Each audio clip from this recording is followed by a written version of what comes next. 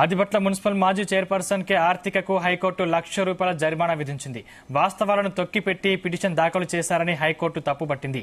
ఇప్పటికే అవిశ్వాస తీర్మానాన్ని ఎదుర్కొని పదవిని కోల్పోయాక వ్యర్థ పిటిషన్లతో కోర్టు సమయాన్ని వృధా చేసినందుకు ₹1,00,000 జరిమానా విధించింది. ఈ మొత్తాన్ని వారాల్లో హైకోర్టు లీగల్ సర్వీసెస్ కమిటీకి చెల్లించాలని ఆదేశించింది.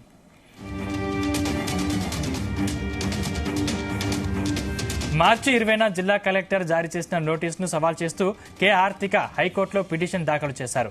దీనిపై జస్టిస్ టి వినోద్ కుమార్ విచారణ చేపట్టి ఉత్తర్వులు వెలువరించారు. గతంలో అవిశ్వాస తీర్మానం నోటీసులను సవాల్ చేస్తూ పిటిషనర్ 2 పిటిషన్లు దాఖలు చేయగా హైకోర్టు కొట్టివేసిందన్నారు. ఈ విషయాలన్నీ తొక్కి పెట్టడమే కాకుండా తాను బీసీ మహిళనని ఓవైపు మరోవైపు న్యాయవాది వాదనల సందర్భంగా తీవ్ర స్వరాన్ని వాడటంపై న్యాయమూర్తి అభ్యంతరం వ్యక్తం చేశారు. దీంతో ఆర్తికకు ₹1,00,000 జరిమానా విధించింది కోర్టు.